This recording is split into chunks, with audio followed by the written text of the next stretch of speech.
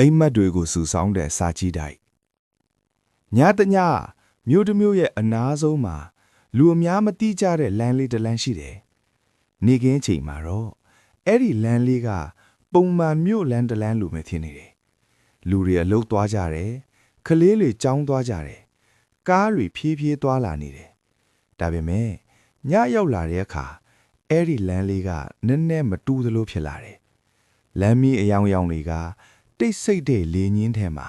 ပျော့ပျော့လေးလင်းနေတယ်။တရွက်တွေဖြည်းဖြည်းလှုပ်နေတယ်။မြို့ရဲ့အတန်တွေဖြည်းဖြည်းလျော့သွားတယ်။ည7 နာရီကျော်လာရင်လမ်းပေါ်မှာလူတွေမတွေ့တော့ဘူး။အဲ့ဒီလမ်းဆုံးမှာတော့ဟောင်းနှွမ်းနဲ့အဆောက်အဦတစ်လုံးရှိတယ်။အဆောက်အဦရဲ့နံရံတွေကအနှဲငယ်ဖြော့သွားပြီးအချိန်ရဲ့အမှတ်သားတွေထင်ရှားနေတယ်။အဲ့ဒါကစာကြည့်တိုက်တစ်ခုဖတ်တယ်။ဒါပေမဲ့အဲ့ဒီစာကြည့်တိုက်ကပုံမှန်စာကြည့်တိုက်မဟုတ်ဘူးအဲ့ဒါကအိမ်မက်တွေကိုစုဆောင်းတဲ့စာကြည့်တိုက်ဖြစ်တယ်စာကြည့်တိုက်ရဲ့တကားကြီးက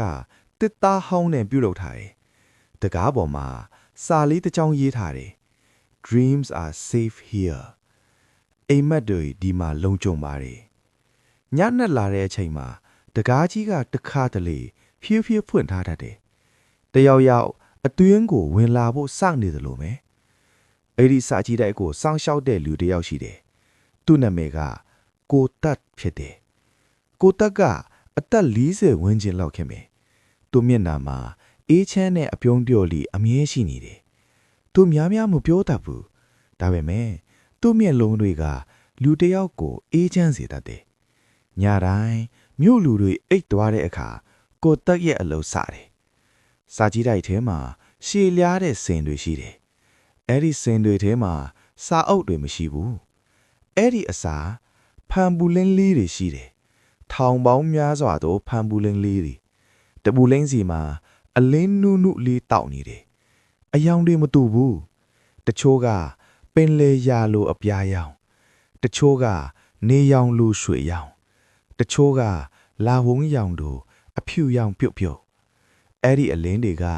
လူတွေရဲ့အိမ်မက်တွေဖြစ်တယ်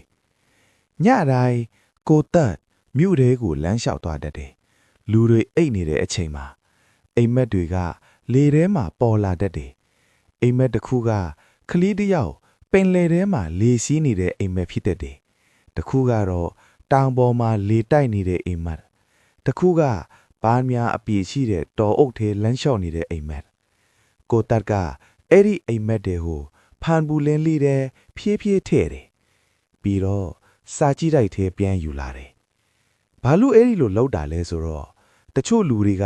သူတို့အိမ်မက်တွေကိုမနဲ့ရောက်တာနဲ့မေ့သွားကြတတ်တယ်တချို့အိမ်မက်တွေကအရန်လှတတ်တယ်ဒါပေမဲ့လူတွေတတိမထားလိုက်တဲ့အခါပျောက်သွားတတ်တယ်ဒါကြောင့်ကိုတက်ကအဲ့ဒီအိမ်မက်တွေကိုတင်ထားပေးတယ်တညမှာတော့လူငယ်တယောက်အဲ့ဒီလမ်းလေးကိုလမ်းလျှောက်လာတယ်။သူ့နာမည်ကမင်းခန့်ဖြစ်တယ်။သူအယမ်းပင်ပန်းနေတယ်။နေ့တစ်နေ့လုံးအလုပ်တွေများလုံးလို့ပါ။စိတ်ထဲမှာတော်တော်မောနေတယ်။လမ်းလျှောက်ရင်းနဲ့လမ်းအဆုံးကိုရောက်လာတယ်။အဲ့ဒီအချိန်မှာစာကြည့်တိုက်ကိုမြင်လိုက်တယ်။တကားကနည်းနည်းဖွင့်ထားတယ်။အတွင်းကအလင်းပြုတ်ပြုတ်လေးလင်းနေတယ်။သူမတိမတာအတွင်းကိုဝင်သွားတယ်။အတွင်းမှာဖန်ပူလင်းတွေအများကြီးစင်တွေပေါ်မှာစီထားတယ်။အလင်းတွေပြုတ်ပြုတ်လေးတောက်နေတယ်။အခန်းလုံးအေးချမ်းပြီးတိတ်ဆိတ်နေတယ်။အဲ့ဒီအချိန်မှာကိုတက်ပေါ်လာတယ်။သူအေးလေးပြုံးပြီးပြောတယ်။ကြိုးဆိုပါတယ်။မင်းခန့်နည်းနည်းအံ့ဩသွားတယ်။ဒီနေရာကဘာလဲ။ကိုတက်ဖြည်းဖြည်းပြောတယ်။ဒီနေရာကအိမ်မက်တွေကိုစုဆောင်းတဲ့စာကြည့်တိုက်ပါ။မင်းခန့်ဖန်ပူလင်းတွေကိုကြည့်လိုက်တယ်။တပူလဲထဲမှာပင်လယ်ကမ်းခြေတစ်ခုအလင်းဖြစ်လှုပ်နေတယ်။နောက်တပူလဲထဲမှာကျယ်ရီအများကြီးတောက်နေတယ်။ဒါတွေကလူတွေရဲ့အိမ်မက်တွေပါ။ကိုတက်ပြောတယ်။မင်းခန့်တိတ်တိတ်လေးထိုင်လိုက်တယ်။စာကြည့်တဲ့အခန်းမှာတိတ်ဆိတ်မှုတာရှိနေတယ်။လေညင်းလေးပဒင်းပေါက်ကဝင်လာတယ်။ဖန်ပူလင်းလေးကအလင်းတွေညရဲ့အလင်းနဲ့အတူတောက်နေတယ်။သူ့မျက်လုံးတွေဖြည်းဖြည်းလေးလာတယ်။ကိုတက်ဖြည်းဖြည်းပြောတယ်။တခါတလေလူတွေအယမ်းပင်ပန်းလာတတ်တယ်။ဒါပေမဲ့ အိမ်မက်တွေကသူတို့ကိုအနားယူစေတတ်တယ်မင်းခန်းမျက်လုံးပိတ်လိုက်တယ်စာကြည့်တဲ့အခန်းမှာတိတ်ဆိတ်မှုသာရှိနေတယ်ဖန်ပူလင်းတွေကအလင်းနုနုလေးတွေဖြည်းဖြည်းတောင်နေစေအဲ့ဒီညမှာ